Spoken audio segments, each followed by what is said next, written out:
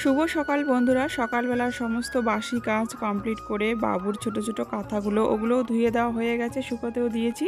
আর বাবু যখন উঠে গেছে তো ওকে নিয়ে একটু বাইরে আসলাম রৌদ্র তাপাতে। হালকা হালকা রৌদ্রে নিয়ে থাকতে হয়, তো বেশি রৌদ্রে উঠলে তো ওকে নিয়ে আসা যাবে না প্রচণ্ড রৌদ্রের মাঝে। আর এখানে খাওয়া দাওয়া করা হয়নি, এখন খাওয়া দাওয়া দই আর চিড়ে। তো কালকে বাবার বাড়ি থেকে দুধ দই পাঠিয়ে দিয়েছে, সেগুলো আজকে খাওয়া দাওয়া করব। ছেলে এদিকে ঘুমিয়ে পড়েছে, ওকে শুইয়ে দিয়েছি, শুইয়ে দিয়ে এই ফাঁকে আমরা খেয়ে নিই। আর ছেলে কিন্তু ভোর 5টা থেকে উঠে মানে হু হা শব্দ করা শুরু করে, খেলে হাত পা নড়ায়, এরকম করেই খেলতে থাকে।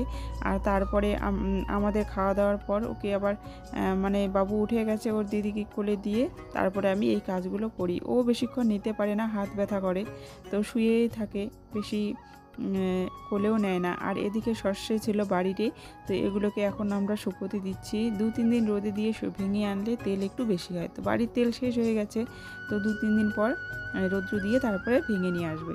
আর এদিকে আমি ঘরটা পুরোটাই আজকে ঝাড়লাম, 2-3 দিন থেকে ঝাড়া হয়নি, তো নোংরা পড়ে গেছে, কালি পড়ে গেছে উপরেরটা, তো ঝেড়ে তারপরে এটা একটু ঝাড় দিয়ে তারপরে মুছে নেব, গ্যাসটাও একটু মুছে নেব। আর এদিকে দুপুরে ভাত রান্না করারও সময় হয়ে যাচ্ছে। এখন তো কোনো কাজই আমি সময় মতো করতে পারি না, ভাতও দেরি হয়ে যায় কোনো দিন দুপুরে রান্না করলে।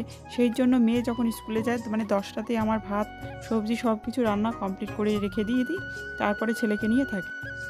হ্যালো বন্ধুরা, খাওয়া দাওয়ার পর কোনো ব্লগ করিনি, এখন হচ্ছে বিকেলবেলা একটু ঘুমিয়েছিলাম, তো শরীরটা একটু খারাপ লাগছিলো, আজকে ঘুমিয়েছিলাম, মাথায় একটু তেল দিলাম, মাথা ব্যথা করছিল।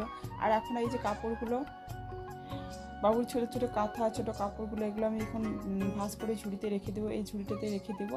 আর বাবু ওদিকে ঘুমিয়ে পড়েছে, আমি গেছি খেলতে। তো বাবুকে এখানে শুয়ে দিয়েছি, চতুর্দিকে বালিশ দিয়ে দিয়েছি, কারণ বাইরে কাজ করলেও পড়ে যাওয়ার ভয় থাকে। এখনই মানে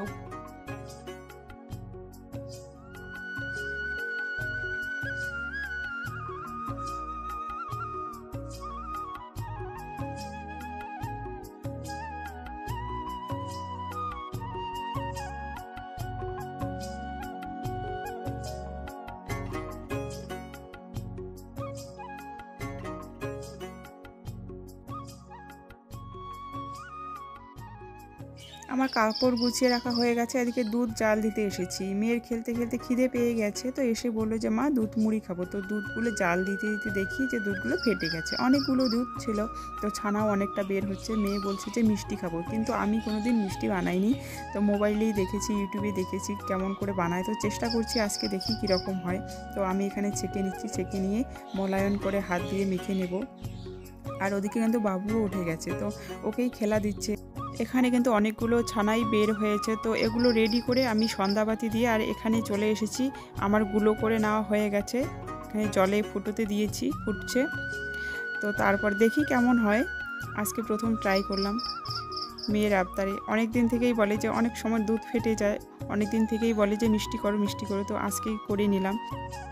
8টা মিষ্টি হয়েছে, এখানে আমি এলাচ দিয়ে শিরা করে নিয়েছি, তো এখানে এক্ষুনি দিয়ে দিলাম, এই যে নামিয়ে নিলাম এখানে। আর কিছুক্ষণ রেখে দেবো, রেখে দিয়ে তারপরে মেয়েকে খেতে দেবো।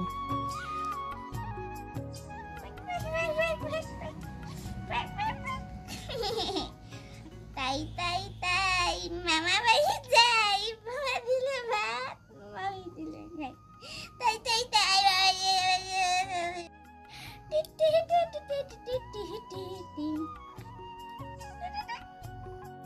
ওদিকে বিছানায় বসে দু ভাই বোনে মজা করছিল। আমার ছেলের হাতগুলো ওরকম করলে না খুব হাসে, মানে অভ্যাস হয়ে গেছে, ওর দিদি মাঝে মাঝে ওরকম করে আনন্দ পায়।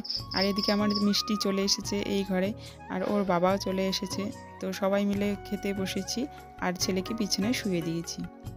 মিষ্টি বানানো কিন্তু আজকেই প্রথম ট্রাই করলাম, তো ভালোই হয়েছে, সফট হয়েছে দোকানের মতো। তো মাঝে মাঝেই কিন্তু দুধগুলো ফেটে যায়, তো এভাবেই বানিয়ে খাওয়া যেতে পারে।